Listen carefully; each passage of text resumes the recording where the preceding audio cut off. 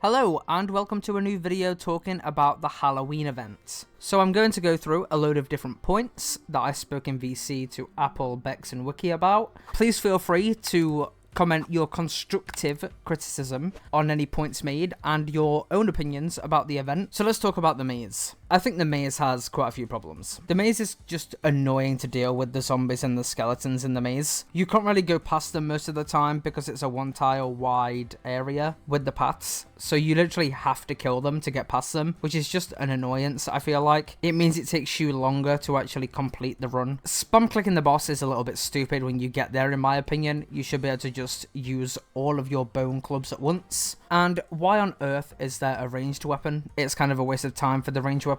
Also, if you haven't noticed, the things that you get for killing the boss in the maze, they are called spoils. So there's obviously a blue one, a purple one, and a gold one. They are literally the only way to get the spoils from the event. You have to do the runs of the maze. And I feel like this is a very bad way to make the spoils work for the event. A way better example is the Christmas event. You get Christmas wrapping paper in the Christmas event by doing literally anything in the game. You passively earn the Christmas wrapping paper. They should have done it like that here. Maybe you passively earn something like candies or something, right? And then you can turn those in to get the spoils, similarly to how you would turn in the wrapping paper to get presents. That should definitely be here. You are forced to run the maze if you want to get the spoils to get the pet, and right now I don't think it's great. So let's talk about the spoils specifically for a second. Getting the golden spoil with the pet in is a 1 in 10,000 chance. That is outrageous, and because of the amount of runs that you have to do to possibly get one of these with the chances and all the effort you have to put in, it means that the token for the pet right now,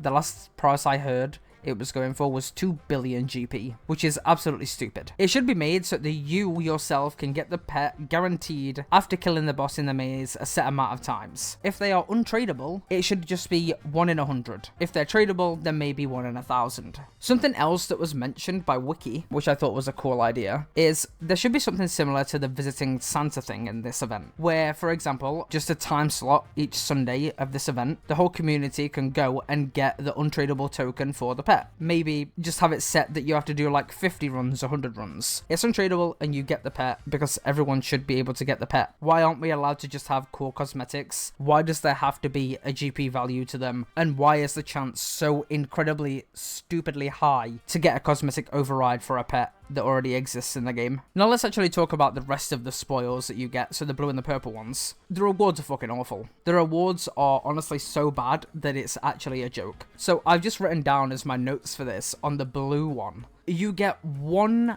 singular dragonkin bone as a drop, and you can also get 8 spirit weed seeds. You've given us a 1 in 10,000 chance to get a fucking pet override cosmetic token, and then as the common loot you're giving us 1 dragonkin bone or 8 spirit weed seeds. Bro, you can go to Kerapack normal mode and kill him faster than you can complete a maze run and get 50 dragonkin bones. The rewards are a joke in my opinion. The pet overrides are genuinely so fucking cool. I really want the first one that's active this week, and I really want the Solak one, but there's no fucking way that I'm running 10,000 runs in a chance to possibly get the pet myself. I will mention the good rewards as well. From the blue ones, maybe just the clan convections, probably, possibly, maybe. The purple ones, you can get a portable deposit box, which is pretty cool, and a Soul Reaper refresh, again, pretty cool. And then the golden ones are obviously good from the rewards that they give. It's just stupid of the 1 in 10k chance. Let's talk about the clan confections. The drops are pretty bad. They're just kind of the same as the spoils, apart from that they do have some good items in, like the Ensword Pumpkin Mask, the Pumpkin Barrette override token, and then there's a couple of overrides for like Surge and Dive, which are kind of cool, but again, those ones are very cheap on GE. And the drop rates are actually unknown,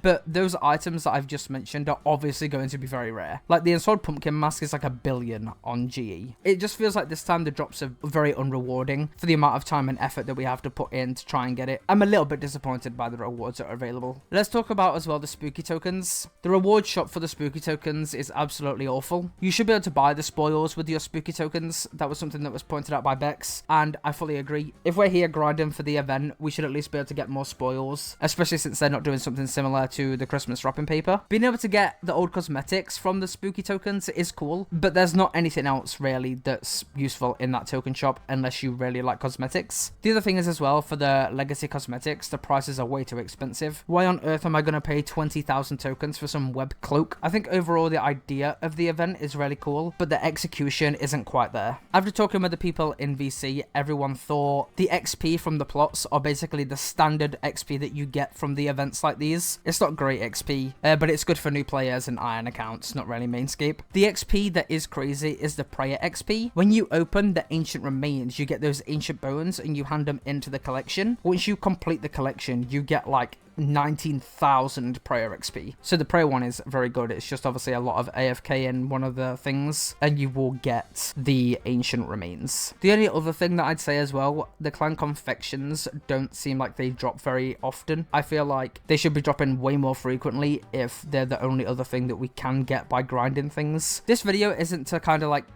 dig and jab at Jagex. This is genuinely trying to give some sort of constructive criticism. The idea of the whole event overall I kind of like the maze is quite cool. I've not seen them do anything like the maze. I just wish it was executed a little bit better. Like, trying to catch the implants is so fucking annoying. But yeah, I'm gonna leave it there. Drop a like. I'm trying to hit 1,000 subscribers, so please consider subscribing if you enjoy the content, and I will see you soon for another video.